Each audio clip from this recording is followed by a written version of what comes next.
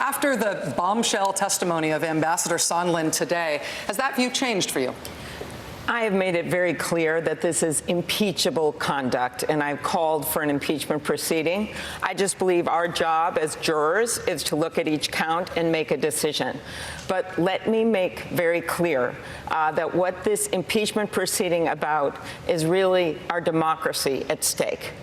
This is a president that not only with regard to his conduct with Ukraine, but every step of the way puts his own private interests, his own partisan interests, his own political interests in front of our country's interest. And this is wrong. This is a pattern with this man, and it goes to everything from how he has betrayed our farmers and our workers to what he has done with foreign affairs, leaving the Kurds for slaughter, sucking up to Vladimir Putin every minute of the day. That is what this guy does. And I think it is very, very important that we have a president that's going to put our country first. I was thinking about this when I was at the Carter Presidential Museum, and on the wall are etched the words of Walter Mondale when he looked back at their 4 years, not perfect. And he said this: "We told the truth, we obeyed the law, we kept the peace." We told the truth, we obeyed the law, we kept the peace. That is the minimum that we should expect in a president of the United States. Senator, thank you. Well, I'm someone that doesn't come from money, and I appreciate the work of Mr. Steyer. But right now we have a system that's not fair, and it's not just fair for money. And so what I would do is start a constitutional amendment and pass it to overturn Citizens United. That's what we should do so that we stop this dark money and outside money from coming into our politics. I have led the way on voting, and I can tell you right now, one solution that would make a huge difference in this state would be allow every kid in the country to register to vote when they turn 18. If we had a system like this, and we did something about gerrymandering, and we stopped the voting purges, and we did something significant about making sure we don't have money in politics from the outside, Stacey Abrams would be governor of this state right now. Thank you, that's Senator. what should have happened. So while I appreciate his work, I am someone that doesn't come from money. I see my husband out there. My first Senate race, I literally called everyone I knew, and I set what is still an all-time Senate record. I raised $17,000 from ex-boyfriends. And I'd like to point out, it is not an expanding base. So I don't just think this with my head. I feel it in my heart. Thank you, Senator. You said this of Mayor Buttigieg, quote, "Of the women on the stage, do I think that we would be standing on that stage if we had the experience he had? No, I don't. Maybe we're held to a different standard." Senator, what did you mean by that? First of all, I've made very clear I think that Pete is qualified to be up on this stage, and I am honored to be standing next to him. But what I said was true. Women are held to a higher standard. Otherwise, we could play a game called Name Your Favorite Woman President, which we can't do because it has all been men. Including all vice presidents being men. And I think any working woman out there, any woman that's at home, knows exactly what I mean. We have to work harder, and that's a fact. But I want to dispel one thing, because for so long, why has this been happening? I don't think you have to be the tallest person on this stage to be president. I don't think you have to be the skinniest person. I don't think you have the loudest voice on the stage. I don't think that means that you will be the one that should be president. I think what matters is if you're smart, if you're competent, and if you get things done. I am the one that has passed over 100 bills as the lead Democrat in that gridlock of Washington in Congress on this stage. I think you've got to win. And I am the one, Mr. Vice President, that has been able to win every red and purple congressional district as the lead on a ticket every time. I govern both with my head and my heart, and if you think a woman can't beat Donald Trump, Nancy Pelosi does it every single day. Senator Harris, you're one of the candidates proposing legislation to guarantee up to 6 months of paid family leave. And Senator Klobuchar, you're one of the candidates proposing up to 3 months. I want to hear from both of you on this, starting with you, Senator Klobuchar. Why 3 months? I looked at this economically, and I want to make sure that we help people, because as just pointed out, we are way behind the curve our country is when it comes to providing paid family leave and child care. We must do this, and we will do this if we have the right person heading up the ticket so we can win big. But what I have done with all of my plans is I have showed how I'm going to pay for them meticulously. I think that is really, really important when we have a president in the White House right now who have told over 10,000 lies. So when you look at my website at amykobluchar.com, you will see my plans, and you're also going to see how I'm going to pay for it. And I think that is so important because this president is literally increasing the debt, treating our farmers and workers like poker chips in a bankrupt casino, and really putting this country in a worse financial situation every single day. So yes, my plan is 3 months.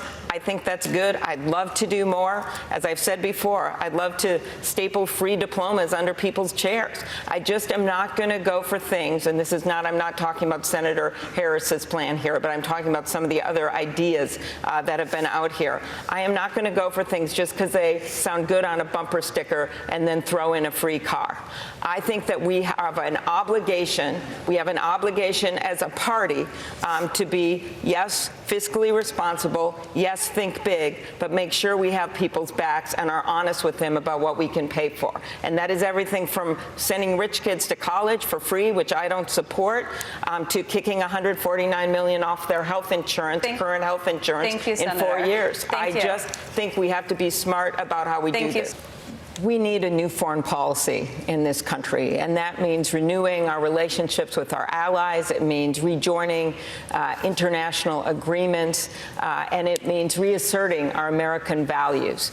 And so when the president did not stand up the way he should have to that killing and that dismemberment of a journalist with an American newspaper, that sent a signal to all dictators across the country, across the world, that was okay, and that's wrong. And I want to add a few things to what my colleagues have said. First of all, the question about Russia.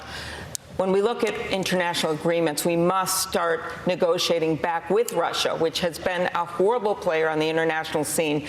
But the president precipitously got out of the nuclear agreement with Russia, and we must start negotiating, even though they were cheating, for the good of this world. And we must also start the negotiations for the New START treaty.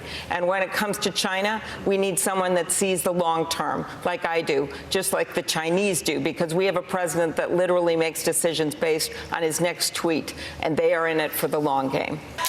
Right now, Roe versus Wade protects a woman's right to abortion nationwide. But if Roe gets overturned and abortion access disappears in some states, would you intervene as president to try to bring that access back? Senator Klobuchar. Well, of course. We should codify Roe v. Wade into law. That is what we should do. And this president indicated early on what he was going to do, and he's done it. When he was running for office, he literally said women should go to jail. Then he dialed it back and said doctors should go to jail. So no surprise that we're seeing these kinds of laws in Georgia and Alabama, where his allies are passing these bills. And what we have to remember is that the people are with us. And I predict this will be a big election issue in the general election. And I just can't wait to stand across from Donald Trump and say this to him. You know what? The people are with us. Over 70% of the people support Roe v. Wade. Over 90% of the people support funding for Planned Parenthood and making sure that women can get the health care they need. He is off the track on this, and he will hear from the women of America, and this is how we're going to win this election. I agree with what the mayor has just said, but this is a good example where he has said the right words, but I actually have the experience and am leading 11 of the bills that are in that House-passed bill you just referred to. And I think this kind of experience matters.